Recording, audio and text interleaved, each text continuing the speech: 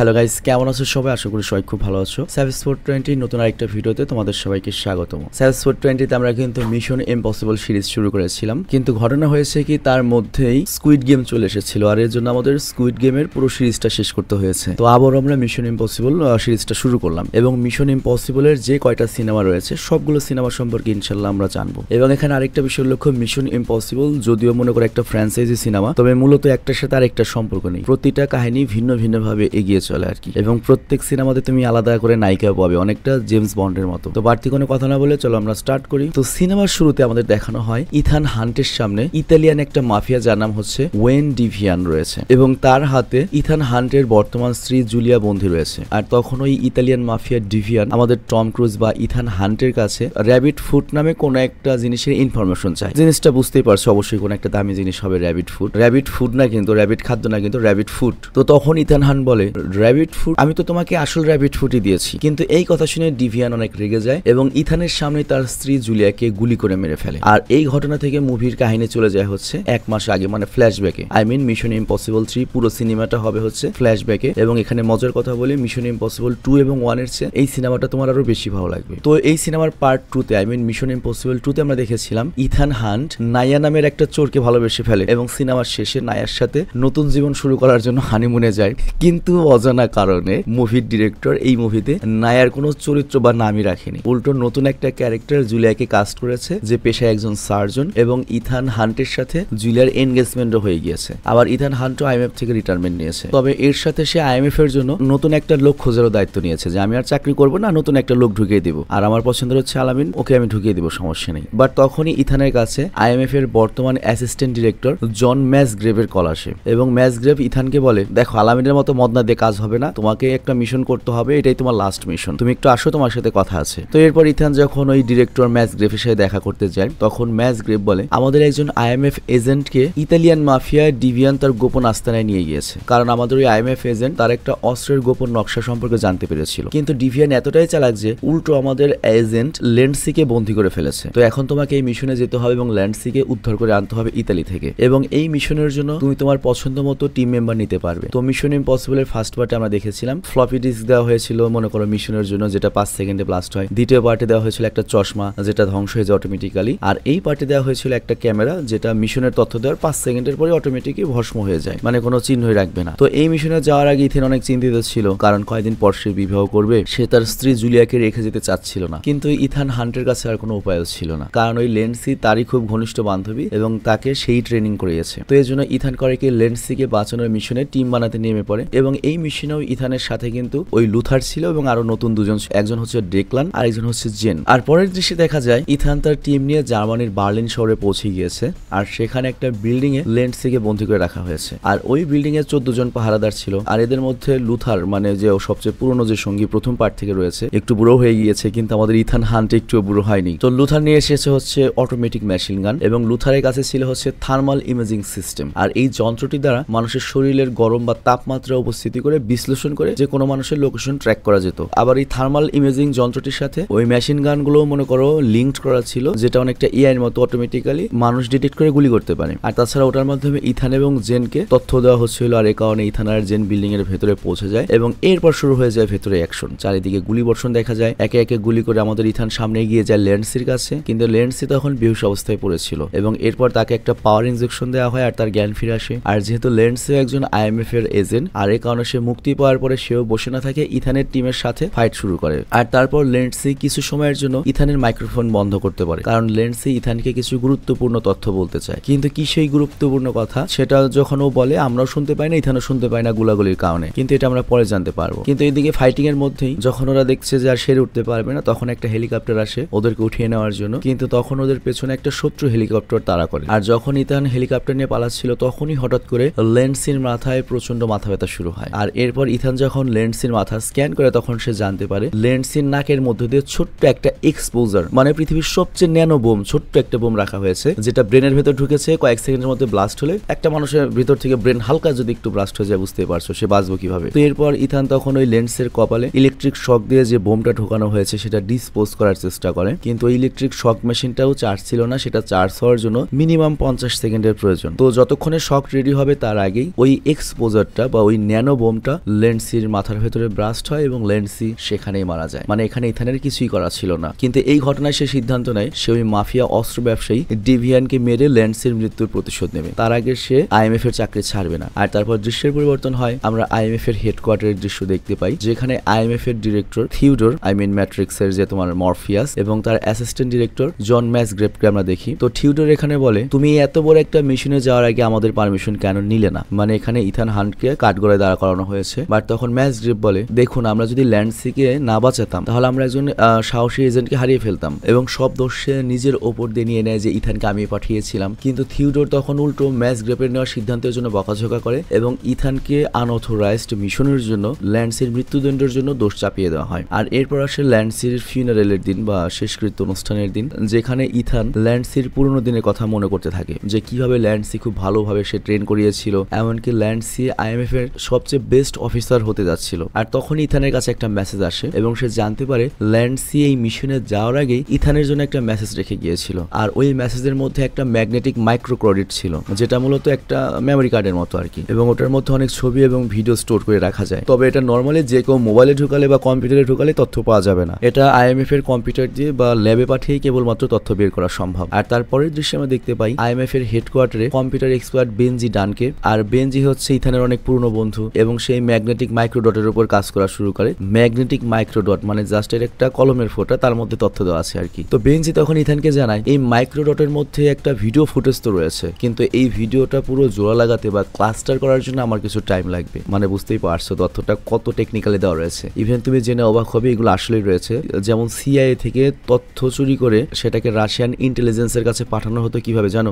Russian যে গোয়েন্দাগুলো সিআইতে ছিল তারা হোয়াটসঅ্যাপে একটা ছবি পাঠাতো তাদের পরিবারের, ওই ছবিটা ডিকোড করে তারপর বের করতে পারতো ওখানে কি তথ্য দিয়েছে, চিন্তা করো। আর এইদিকে আমরা দেখি ইথানকে জুলিয়ার সাথে তার হবু স্ত্রীর সাথে, আর সে জুলিয়ার সাথে সম্পর্ক এগিয়ে নিতে চায়। আর এই কারণে তারা হসপিটালেই বিয়ে করে, হসপিটালেই রাশিয়া ইউক্রেন যুদ্ধ খেলে। আর এরপর দেখা যায় লুথারকে, যে এর আগের দুটো সিনেমাতেও ইথানের সাথে কাজ করেছে। আর সে জানতে পারে ওই মাফিয়া বা ওই তোমার হচ্ছে ওই ভিলেন ডিভিয়ান বর্তমানে ইতালির রোম শহরে রয়েছে, এবং আজ পর্যন্ত ডিভিয়ানকে সিআইএ ধরতে পারেনি, কারণ তার পেছনে ইউরোপের অনেক বড় বড় রাজনীতিবিদের হাত রয়েছে। তো লুথারের কথা শুনে ইথান সিদ্ধান্ত নেয় যেই কাজ তাদের আইএমএফ বা সিআইএ টিম করতে পারেনি বা ডিপার্টমেন্ট করতে পারেনি অনেক বছর ধরে, সেই কাজ তারা ব্যক্তিগতভাবে করে টিমকে দেখাবে যে আমরাও ফাড়িয়ে চুল ছিঁড়তে। তো এরপর ইথান করে কি, কারো কোনো পারমিশনের তোয়াক্কা না করে তার টিম নিয়ে যায় হচ্ছে রোম শহরে। আর এরপর ডিএইচএল সার্ভিসের ডেলিভারি বয় সেজে ডেলিভারি ভ্যান নষ্ট হয়েছে এটা নাটক করে জ্যাম লাগিয়ে দেয় এবং পাশের চার্জে করা সিকিউরিটির মধ্যে প্রবেশ করে। আর এই মিশনে ইথানের কাছে এমন একটা পিস্তল ছিল যেটা একই সাথে জ্যামার আবার রশিও ছোড়া যেত।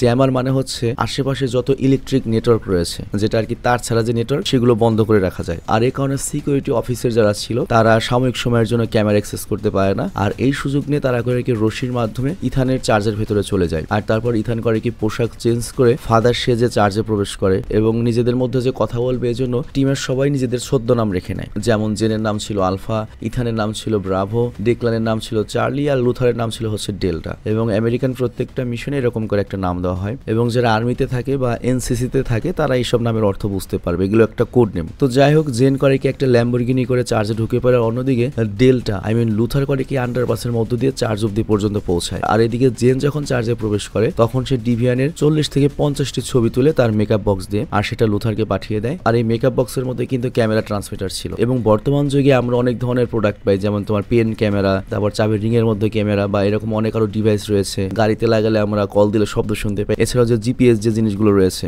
লোকেশন ট্র্যাক করার জন্য, এগুলো কিন্তু একসময় গোয়েন্দাগিরিতে ইউজ হতো। মানে আমরা তো এগুলো এখন পাচ্ছি, কিন্তু এগুলো আরো অনেক আগে গোয়েন্দারা ইউজ করতো। তো যাই হোক, ওই ছবিগুলো পাওয়ার পরে লুথার করে কি একটা অটোমেটিক ডিভাইস দিয়ে ওই মাফিয়া ডিভিয়ানের একটা নকল মাস্ক তৈরি করে বা মুখোশ বানাতে থাকে। আর এই মাস্ক জিনিসটা কিন্তু আমরা মিশন ইম্পসিবলের প্রথম এবং দ্বিতীয় পার্টেই দেখেছি, কিন্তু এইবারে প্রথম আমরা মাস্ক বানানো দেখলাম আর কি। তো যাই হোক, ইথান করে কি ওই মেশিন ইউজ করে ওই মেন যে ভিলেন মাফিয়ার করে কি চেহারা চেঞ্জ করে ফেলে। আর এদিকে আমরা দেখি জেন করেছে কি ওয়াইনের গ্লাস হাতে ডিভিয়ানের কাছে যায় এবং ডিভিয়ানের স্যুটে ইচ্ছাকৃত ওয়াইন ফেলে দেয়। আর যখন ডিভিয়ান ওয়াশরুমে যায় এটা পরিষ্কার করার জন্য স্যুট, তখনই পেছন থেকে ইথান করে কি ওর রূপে চলে আসে এবং আসল ডিভিয়ানকে বেহুশ করে ফেলে। আর এখন ডেকলাইনের কাজ হচ্ছে যেভাবেই হোক ডিভিয়ানকে ওয়াশরুম থেকে গাড়ি অব্দি নিয়ে যাওয়া। তবে বেহুশ হওয়ার আগে ডিভিয়ানের হাতে একটা ব্যাগ ছিল, আর সেই ব্যাগে কিন্তু র্যাবিট ফুট নামের ইকুইপমেন্টের সকল তথ্য ছিল, কিন্তু ওই ব্যাগটা এখন ইথানের হাতে। তো ইথান এখানে ডিভিয়ানের রূপে ব্যাগ হাতে নিয়ে ওয়াশরুম থেকে বের হয় আর পরিচিত সিকিউরিটির সাথে কথা বলে। এছাড়াও জেনের সাথে বন্ধুত্ব বাড়িয়ে নেয় এবং জেনের গাড়িতে লন্ড্রিতে গিয়ে তার স্যুট পরিষ্কার করার কথা বলে। কিন্তু যখনই জেন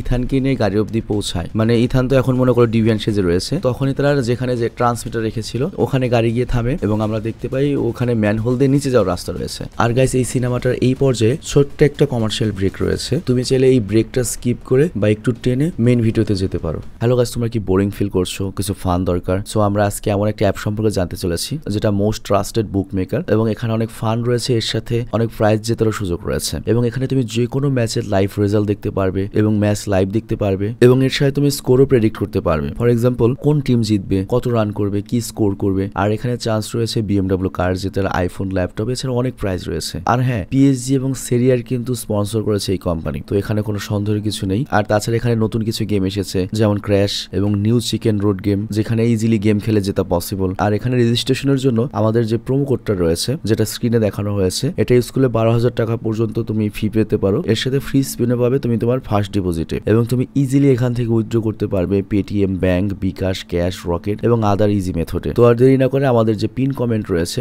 সেখান থেকে তুমি যেতে পারো রেজিস্ট্রেশন করতে, এবং যে প্রোমো কোডটা দেওয়া রয়েছে সেটা ইউজ করে বোনাস জিততে পারো। তো সবাই গাড়ি থেকে নেমে যায় আর গাড়িটা ব্লাস্ট করে দাঁড়িয়ে, কারণ সবাই ভাবে হয়তো ডিভিয়ান মানে ওই মাফিয়া মারা গিয়েছে, আর এইভাবে ডিভিয়ানকে ইথানরা চুরি করে নিয়ে যায়। আর পরের দৃশ্যে দেখা যায় অ্যাসিস্ট্যান্ট ডিরেক্টর ম্যাস গ্রেভার মেইন ডিরেক্টর থিওডোরের কাছে যায়, IMF ডিরেক্টর, এবং বলে আপনি যেই কাজটি অসম্ভব ভেবেছিলেন ইথান কিন্তু তা করে দেখিয়েছে, সে ডিভিয়ানকে কিডন্যাপ করে নিয়ে এসেছে। আর এরপর আমরা প্লেনের দৃশ্য দেখি, আর এই প্লেনে ইথান তার টিমের সাথে ডিভিয়ানকে নিয়ে IMF এর হেডকোয়ার্টারে আসছিল। তো প্লেনে ইথান ডিভিয়ানকে র্যাবিট ফুটের ব্যাপারে জিজ্ঞাসা করে যে জিনিসটা কি, কিন্তু ডিভিয়ান কিছুই বলে না, উল্টো ইথানকে হুমকি দেয়, তুই আমার সাথে যা করেছিস তুই তো আমাকে চিনিস না, আমি ঠিক এই কাজটা তোর স্ত্রীর সাথে করব, তোকে আমি এতটাই কষ্ট দিব যে তুই সারা জীবন আমার নাম ধরে চিৎকার করবি এবং তোর সামনে আমি তোর স্ত্রীকে গুলি করে মেরে ফেলবো। তো এই কথা শুনে ইথান অনেক রেগে যায় এবং প্লেনের ডিকি খুলে দেয়, কিন্তু তারপরেও ডিভিয়ান কিছুই বলতে রাজি হয় না। আর তখনই লুথার করে কি ইভানকে বলে কোনো ব্যাপার নেই, সমস্যা নেই, আমরা নিজেরাই র্যাবিট ফুটের ব্যাপারে জেনে নেব, তবে এখন আমাদের মেন কাজ হচ্ছে ওকে ভালো মতো হেডকোয়ার্টারে পৌঁছে দেওয়া। আর এরপর দেখা যায় ইথান এবং তার টিম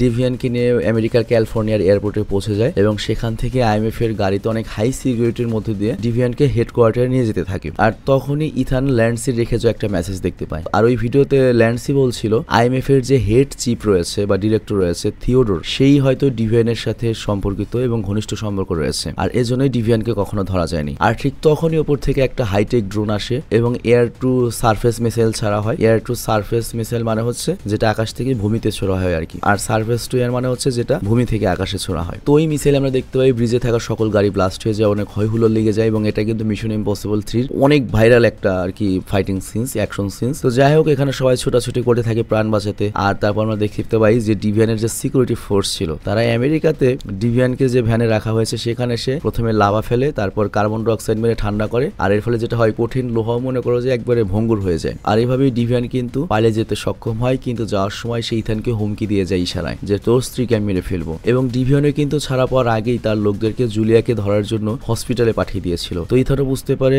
ওর স্ত্রী জুলিয়া এখন জীবনের হুমকিতে রয়েছে, কিন্তু ইথান হসপিটালে পৌঁছানোর আগেই ডিভিয়ানের লোকেরা জুলিয়াকে তুলে নিয়ে গিয়েছে, মানে পুলিশ সেজে তুলে নিয়ে গিয়েছে। আর এদিকে হসপিটালের বাইরে থিওডোর করে কি IMF এর সকল সিকিউরিটি গার্ডকে পাঠিয়ে দেয় ইথানকে ধরার জন্য, এবং ইথানের ওপরই IMF দোষ চাপিয়েছে এই পুরো ঘটনার, যে ইথানের এইসব পাগলামি বা আনঅথরাইজড মিশনের কারণে ল্যান্ডসের মৃত্যু হয়েছে, এবং ডিভিয়ানের গ্যাংও খেপে গিয়েছে, সাধারণ মানুষের উপর মিসাইল ছুড়েছে, ব্রিজের ধ্বংস করেছে, কোটি কোটি ডলারের ধ্বংস করেছে, এছাড়াও IMF এর কিছু সদস্য মারা গিয়েছে। তো থিওডোর এখানে ইথানকে জেলে পাঠানোর নির্দেশ দেয়, কিন্তু সেখানে ইথানকে বাঁচাতে ম্যাস গ্রোভার চলে আসে, আর সে ইথানের হাতে লুকিয়ে একটা ছুরি দেয়। আর যাওয়ার আগে ম্যাস গ্রোভ ইথানকে বলে ডিভিয়ান তোমার স্ত্রীকে চীনের সাংহাই নিয়ে গিয়েছে, তুমি যদি তোমার স্ত্রীর জীবন বাঁচাতে চাও তাহলে যেভাবেই হোক র্যাবিট ফুডটা চুরি করে ডিভিয়ানের হাতে দিয়ে দাও। তবে এখানে একটা মজার কথা বলি, এই র্যাবিট ফুড জিনিসটা সম্পর্কে কিন্তু এই সিনেমাতে ক্লিয়ার করা হয়নি। এই র্যাবিট ফুড অস্ত্রটা কি, এটা কিভাবে কাজ করবে কিছুই বলা হয়নি। ইভেন আমি চ্যাট জিপিটিতেও সার্চ করেছি, চ্যাট জিপিটিও বললো একই কথা, যেটা হয়তো বিপজ্জনক কোনো বস্তু, জাস্ট অন্যান্য সিনেমায় যেমন একটা গুরুত্বপূর্ণ জিনিস লাগে যেটা নিয়ে পুরো সিনেমার কাহিনী গিয়ে যাবে, সেরকম একটা জিনিস। তো যাই হোক, ওই র্যাবিট ফুড চুরি করে ডিভিয়ানকে দিলে সে তোমার হচ্ছে ইথানের স্ত্রীকে ফিরিয়ে দেবে। তো এরপর ইথানকে যখন লিফটের উপর দিয়ে নিয়ে যাওয়া হচ্ছিল তখন সে লিফটে যে 3টা সিকিউরিটি গার্ড ছিল প্রথমে ছুরি দিয়ে হাত পায়ের বেল্ট কেটে সিকিউরিটি গার্ডদের মেরে হেডকোয়ার্টার থেকে পালিয়ে যায়। আর ইথান পালিয়ে যাওয়ার কারণে IMF এর বিরুদ্ধে তো রেড অ্যালার্ট জারি হয়ে যায়, আর তাই বাধ্য হয়ে ইথান করে কি তার চেহারা বদলে বের হয় এবং নকল ফিঙ্গারপ্রিন্ট, নকল পাসপোর্টের সাহায্যে চীনের সাংহাইতে পৌঁছে যায়। আর সেই সাথে ম্যাচ গ্রুপের সাহায্য নিয়ে ইথানের টিমও সেখানে পৌঁছে যায় সাংহাইতে, জেন, ডেকলাইন, লুথার। আর এখানে তাদের প্ল্যান হচ্ছে যেভাবেই হোক সাংহাইয়ের ওই হাই সিকিউরিটি বিল্ডিং এ ঢুকে র্যাবিট ফুড জিনিসটা চুরি করবে। আর ওটা ছিল হচ্ছে 82 তলার একটা বিল্ডিং, আর সিকিউরিটি এত বেশি শক্তিশালী শক্তিশালী ছিল যে যদি কেউ বিনা অনুমতিতে ওই বিল্ডিং এ প্রবেশ করতে চায় তাহলে মুহূর্তেই তাকে গুলি করে ঝাঁঝরা করে ফেলে দেওয়া হবে। আর তাই ইথান তার টিমকে বলে আমরা মেইন রোড দিয়ে না গিয়ে পাশের বিল্ডিং থেকে ওই বিল্ডিং এ ঢুকবো। তো এই কথা শুনে ডেকলাইন বলে এটা তো, কিন্তু ইথান তো স্টান্টে এতটাই পারদর্শী যে সেই কঠিন মিশনটাকে সম্ভব করার জন্য তার নেশার মতো করে নেয়। আর প্ল্যান অনুযায়ী জেন করে কি বিল্ডিং এ থাকা সিকিউরিটি গার্ডদের মনোযোগ বিঘ্ন ঘটাতে পাশের বিল্ডিং এ একটা লেজার বল ছুটে থাকে। তো সিকিউরিটি গার্ডের মনোযোগ যখন ওই দিকে যায় তখন ইথান করে কি বিল্ডিং থেকে লাফিয়ে মেইন বিল্ডিং এ যাওয়ার চেষ্টা করে। আর সেই বিল্ডিং থেকে ইথান করে কি টিম নিয়ে আবারও র্যাবিট ফুড চুরি করে ফেলে। তবে এই দৃশ্যটা সিনেমাতে দেখানো হয়নি যে কিভাবে চুরি করলো, কিন্তু সত্যি বলতে এইসব সিনেমাতে এমন ভাবে সবকিছু দেখানো হয় যেন পশ্চিমা দেশের সিকিউরিটি বা ওদের কাছে পুলিশ আর্মিরা ওদের কাছে কোনো অস্ত্রই নেই। সিরিয়াসলি এই যে দেখালো যে একটা ড্রোন এসে ওই মাফিয়াকে উঠিয়ে নিয়ে গেল। ভাই আমেরিকার ক্যালিফোর্নিয়ার মধ্যে ওইরকম ড্রোন নিয়ে এসে হেলিকপ্টার নিয়ে এসে একটা ইতালিয়ান মাফিয়াকে উঠিয়ে নেওয়া সম্ভব ভাই? এটা সিরিয়াসলি সাংহাইতে তুমি একটা মোবাইল চুরি করে দেখো, মানে যা দেখাই ভাই। তো যাই হোক ওই জিনিসটা চুরি করার পরে ইথান কিন্তু প্যারাশুট খুলে দেয় এবং লুথারের গাড়ি অব্দি পৌঁছানোর চেষ্টা করে, বাট ততক্ষণে সাংহাইয়ের পুলিশ ইথানের পিছু নিয়েছে। আর তখন আমরা দারুণ একটা গাড়ি চেজিং এর দৃশ্য দেখতে পাই। আর সেই চেজিং এ কয়েকবার গাড়ির উপর ট্যাঙ্কার উঠে যাচ্ছিল, মানে অনেক হাইটেক আর কি তোমার অ্যাকশন দেখানো হয়েছে। কিন্তু যেহেতু ইথান নায়ক তার সাথে পরিচালকের দোয়া রয়েছে, যে কারণে ইথান সেখান থেকে সাকসেসফুলি চলে আসে। আর এখন ডিল অনুযায়ী ইথান সেই র্যাবিট ফুডটা ডিভিয়ানের হাতে পৌঁছে দেবে, বদলে ডিভিয়ান জুলিয়াকে ছেড়ে দেবে। তো ইথান তাই তার টিম মেম্বারদেরকে বলে এখন আমাকে একাই যেতে হবে ডিভিয়ানের কাছে। তো এরপর ইথান যখন ডিভিয়ানের সাথে যোগাযোগ করে তার কিছু সময় পরই ইথানের কাছে একটা লিমোজিন গাড়ি আসে আর ড্রাইভার ইথানকে গাড়িতে তুলে নেয়। তো ড্রাইভার ইথানকে ছোট্ট একটা ড্রিঙ্কস পান করতে বলে। আর যখন ইথান সেই ড্রিঙ্কস পান করে তখন এমন নেশা ওঠে যে তার পুরোনো দিনের কথা মনে পড়ে, তার স্ত্রীর সাথে রাশিয়া ইউক্রেন যুদ্ধের কথা মনে পড়ে। আর সবকিছু মনে পড়ার পরে ইথান অজ্ঞান হয়ে আস্তানায় পৌঁছে যায়। তো এরপর দৃশ্যের চেঞ্জ আমরা দেখতে পাই, ডিভিয়ান বাধা রয়েছে এবং ইথানের সামনে, এবং এখানে একটা পর্যায়ে ইথানের নাকের মধ্যে সেই বোমটা মাথায় ঢুকিয়ে দেওয়া হয়। আমি রিকোয়েস্ট করবো এডিটরকে খুঁজে এই দৃশ্যটা দেখানোর জন্য, এবং ইথানকে জিজ্ঞাসা করে তুই যে র্যাবিট ফুডটা চুরি করেছিস সে আসল র্যাবিট ফুড কোথায় রয়েছে। এই কথা শুনে ইথান বলে আরে ভাই আমি এত কষ্ট করে র্যাবিট ফুডটা চুরি করে নিয়েছি তারপর তোমাকে দিয়েছি, ওইটাই তো আসল। কিন্তু ইথানের কথায় ডিভিয়ান বিশ্বাস যায় না এবং ইথানের সামনেই জুলিয়াকে গুলি করে মেরে ফেলে। আর ইথানেরও হাত পা বাঁধা ছিল, তাই ইথান কিছুই করতে পারে না, কিন্তু নিজের স্ত্রীর মৃত্যু দেখে সে অনেক কান্না করতে থাকে। আর তারপর এই সিনেমার আসল টুইস্ট রিভিল হয়। আসলে সবকিছুর পেছনে আইএমএফ এর অ্যাসিস্ট্যান্ট ডিরেক্টর জন ম্যাসগ্রেভিস ছিল, এবং তার উদ্দেশ্য ছিল ইথানকে দিয়ে চীনের ওই হাইটেক বায়োলজিক্যাল অস্ত্র বা বায়োকেমিক্যাল অস্ত্র র্যাবিট ফুড হাসিল করা, এবং এটাকে হয়তো বুঝিয়েছে যে একটা ভাইরাস জাতীয় করোনা ভাইরাসের মতো কোনো একটা কিছু, এবং তারা এটা মার্কেটে বিক্রি করে $1 বিলিয়ন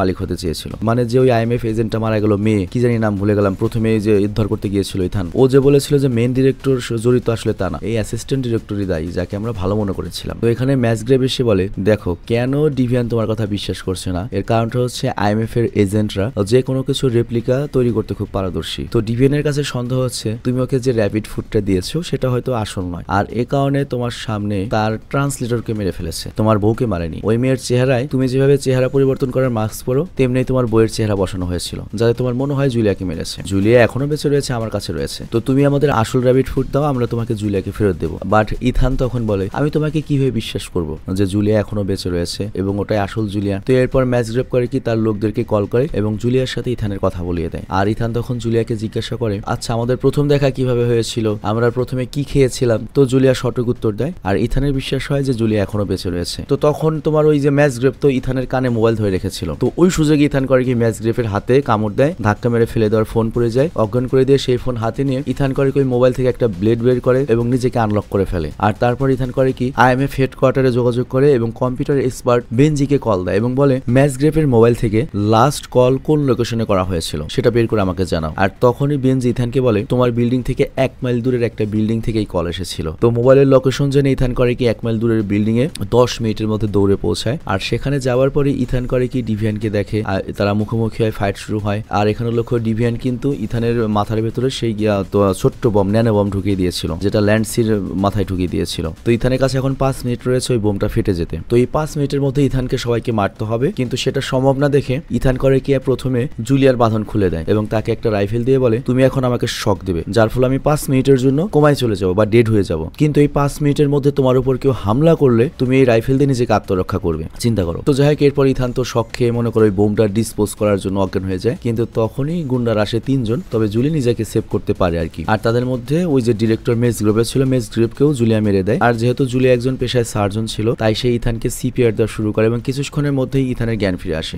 আর ডিভিয়ানকে তো একটু আগে মেরেছে, ওই দৃশ্যটা হয়তো আমরা স্কিপ করেছি। আমি রিকোয়েস্ট করবো ডিভিয়ান কিভাবে মারা গেল মেইন ভিলেনটা সেই দৃশ্যটা একটু আমি যখন কথা বলছি এটা দেখানোর জন্য আর কি। তো যাই হোক মিশন সাকসেসফুল হয়ে যায়। ইথান তার স্ত্রীকেও বাঁচিয়েছে বা হবু স্ত্রীকেও বাঁচিয়েছে, আবার আসল র্যাবিট ফুটও মনে করো চীনের হাত থেকে নিয়ে এসেছে। তবে মিশন সাকসেসফুল করার জন্য থিওডোর মেইন ডিরেক্টর যে এতদিন ইথানকে দেখতেই পারতো না, সে ইথানকে এখন অনেক প্রশংসা করে এবং আইএমএফ এর পক্ষ থেকে ইথানের উপর যত দোষ ছিল সব কেস তুলে নেওয়া হয়। মানে প্রতিবারই ওর উপর কেস আসে, প্রতিবারই ওর উপর কেস তুলে নেওয়া হয়। আর তারপর থিওডোর ইথানকে বলে তোমাকে তো প্রেসিডেন্ট হোয়াইট হাউসে ডেকেছে, তুমি চীনের কাছ থেকে চীনের একটা আবিষ্কার নিয়ে এসেছো, তারা তো অনেক খুশি তোমার উপর। তো তুমি কি তোমার পরবর্তী মিশনের জন্য তৈরি? পরবর্তী মিশনের জন্য তোমাকে যেতে হবে হচ্ছে বাংলাদেশের ব্রাহ্মণবাড়িয়া। বাট ইথান ব্রাহ্মণবাড়িয়ার নাম শুনেই বলে না না না, ওখানে আপনি অন্য কাউকে পাঠান, ওখানে আপনি জেমস বন্ডকে পাঠান, আমি যেতে পারবো না। আমি তো যাবো বাংলাদেশের কক্সবাজার হানিমুনে, মেরিন ড্রাইভে বাইক নিয়ে বউকে নিয়ে ঘুরবো, তারপর আমার বন্ধু আলামিনের সাথে দেখা করে আবার আমেরিকা চলে আসবো। তো এরকম একটা হ্যাপি এন্ডিং এর সাথে সিনেমাটি শেষ হয়ে যায়। তো যাই হোক আমি জানি না তোমাদের কাছে সিনেমাটি কেমন লেগেছে। আমি শর্টকাটে চেষ্টা করেছি সিনেমাটি ভালো মতো এক্সপ্লেন করার জন্য, বোঝানোর জন্য। তবে তারপরেও ভুল ভ্রান্তি হয়, কারণ আমি বিষয়টা বুঝিয়ে বলি। স্কুইড গেমের যে আমরা সিজন 3 এক্সপ্লেন করেছি,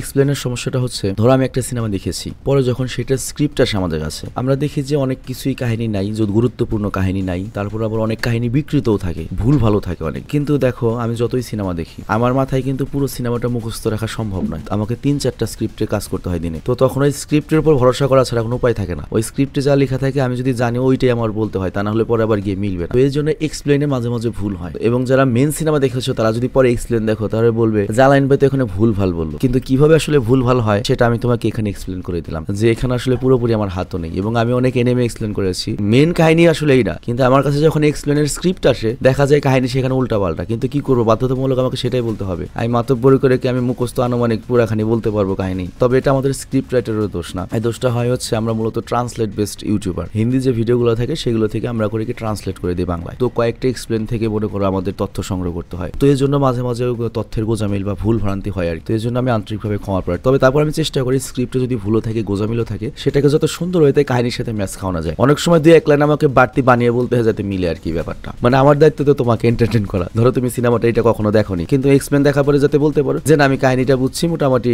সিনেমাটা সম্পর্কে আমার ধারণা হয়েছে। তো এই জন্য আমাকে অনেক সময় মনে করো ব্রেনের উপর এক্সট্রা চাপ দিতে হয়, এবং একটা ভিডিওর পেছনে অনেকগুলো মানুষের কষ্ট থাকে। কেউ একজন কন্টেন্ট সিলেক্ট করছে, একজন স্ক্রিপ্ট করছে, একজন ভয়েস দিচ্ছে, একজন অডিও কাটছে, একজন ভিডিও এডিট করছে, একজন আপলোড করছে থাম্বনেল দিয়ে, তারপরে ফাইনালি একটা ভিডিও রিলিজ হয়। তো অনেকগুলো মানুষের পরিশ্রমে আর কি এই র্যান্ডম গ্রুপ চলে আর কি। তো সবার জন্য দোয়া রাখবে, সবার জন্য সুস্থ থাকি, আমরা যেন সবাই একসাথে কাজ করে যতদিন তোমরা চাও আমরা যেন এন্টারটেইন করতে পারি। এবং তোমরা যদি মিশন ইম্পসিবল 4টা চাও, ওটার স্ক্রিপ্ট আমি এখনো করতে দেই নাই কারণ এটার ভিডিও খুব একটা ভিউ হচ্ছে না। তো তোমরা যদি চাও তাহলে মিশন ইম্পসিবলের 4 স্ক্রিপ্ট করতে দেবো।